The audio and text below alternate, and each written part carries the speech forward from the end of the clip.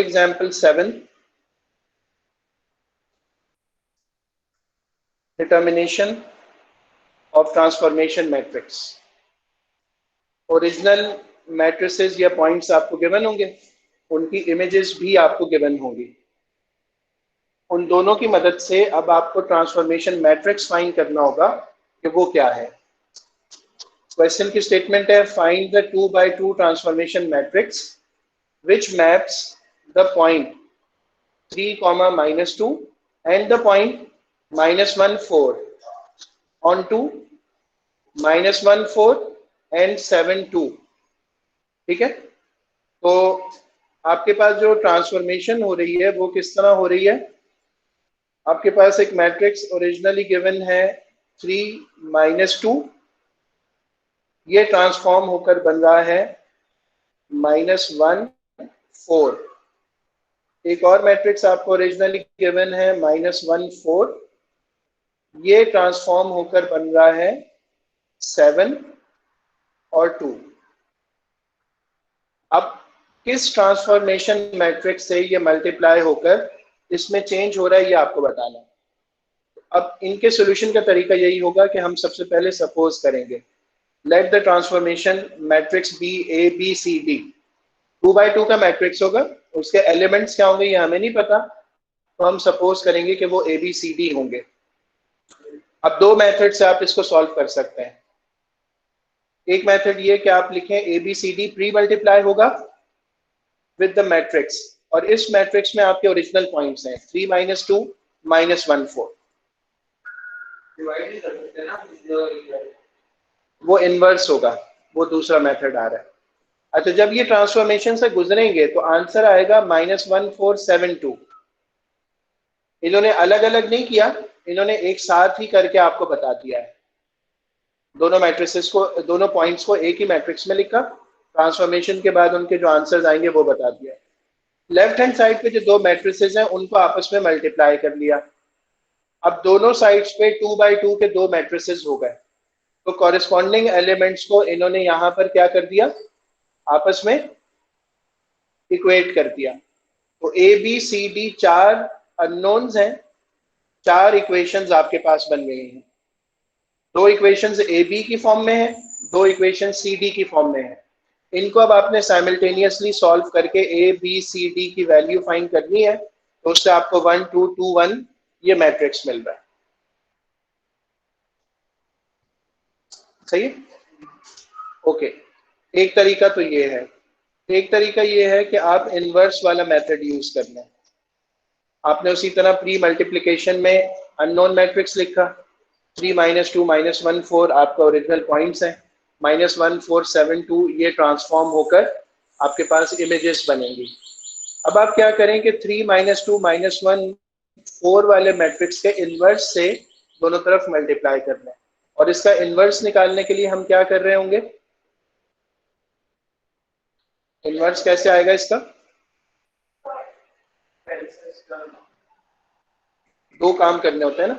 एक तो हमें इसका डिटर्मिनेंट चाहिए होगा, तो अगर हम इसका डिटर्मिनेंट फाइंड करने की कोशिश करें कि 3, -1, -2 और 4 इसका डिटर्मिनेंट निकालें, सो 3 × 4 हो जाएगा, -1 × -2 होगा, सो 12 minus plus plus minus minus, तो आपके पास आ जाएगा 12 - 2, तो इसका डिटर्मिनेंट आ जाएगा 10। दूसरा काम आपको ये करना होता है कि आपको एक एडजॉइंट मैट्रिक्स चाहिए होता है, जिसमें सेकेंडरी प्राइमरी डायगोनल की आप प्लेसेस चेंज कर देते हैं, तो वो 4 3 हो जाएगा, और सेकेंडरी की आप साइंस चेंज कर देते हैं, तो आपका जो ए इनवर्स मैट्रिक्स बनेगा वो किस तरह बनेगा कि 1 determinant of A multiplied by 4 1 2 3, ये आपका ए इनवर्स बन गया। वो ए इनवर्स आप देखेंगे इन्होंने राइट साइड पे लिखा हुआ है, इनवर्स लिखने के बजाय डायरेक्ट उसका जो आंसर बन रहा है ना वो इन्होंने यहाँ पर मेंशन किया हुआ है। सही है, यानी ये वाला जो आपके पास मैट्रिक्स है ना, ये उसी ए इनवर्स का आंसर है जो अभी हमने देखा था, 1/10 टाइम्स 4 1 2 3। फिर इन्होंने क्या किया, 1/10 को शुरू में लिख के सबसे पहले इन्होंने मल्टीप्लाई कर लिया दोनों मैट्रिसेस को, 10 20 20 10 आ गया, और फिर 1/10 से अंदर मल्टीप्लाई कर दिया, तो 1 2 2 1, ये आपका फाइनल आंसर आ गया। दोनों मेथड सही है। आपको इनवर्स वाला अच्छा आता है, आसान लगता है, उससे कर लें। अगर आपको अलजेब्रा अच्छा आता है, साइमल्टेनियस सॉल्यूशन आप अच्छा कर सकते हैं, तो आप उससे भी सॉल्व कर सकते हैं। ठीक है, अभी हम ये करते हैं कि प्रैक्टिस नाउ 7 का क्वेश्चन ट्राई करते हैं साथ ही। तो शुरू करते हैं। प्रैक्टिस नाउ 7 में हमें गिवन है, find the matrix of transformation which maps. Mapping किस तरह हो रही है, आपको एक पॉइंट गिवन है 1 0 और आपको दूसरा पॉइंट गिवन है 3 1। ये किस पर मैप होंगे, which maps the point 1 0 onto 3 1, sorry ऐसे नहीं है, बल्कि 1 0 मैप होने के बाद 3 1 बन जाएगा।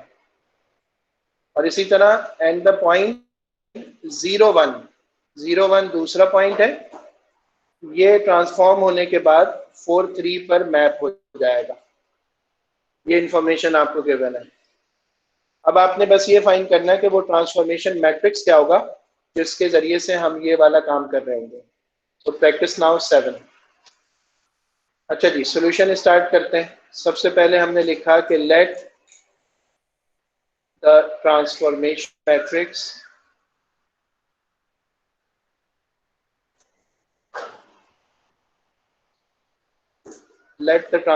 Matrix is A B C D. ये हमारी सपोजिशन हो गई। देन हम लिखेंगे कि अगर हम इस ट्रांसफॉर्मेशन मैट्रिक्स को मल्टीप्लाई करेंगे किससे, 1 0 0 1 से, तो हमें आंसर क्या मिलेगा, 3 1 4 3। सही है।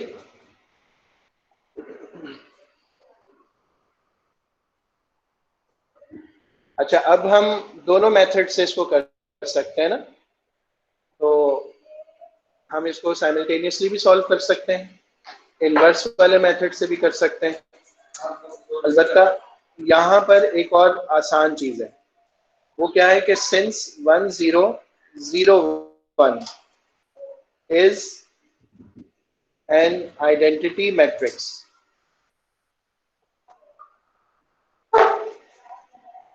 या हम इसको यूनिट मैट्रिक्स भी कहते हैं। तो आपको पता है ना कि यूनिट मैट्रिक्स से जब हम किसी मैट्रिक्स को मल्टीप्लाई करते हैं तो आंसर सेम आता है।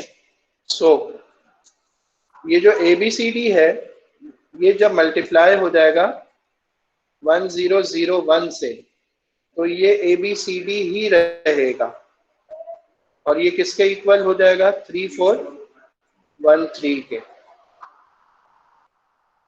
तो इस तरह आपको यहाँ पर तो ये मैट्रिक्स डायरेक्टली ही पता चल गया। सही।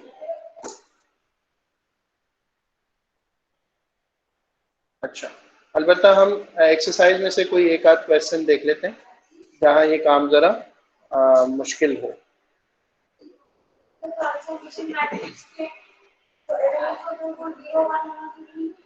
जी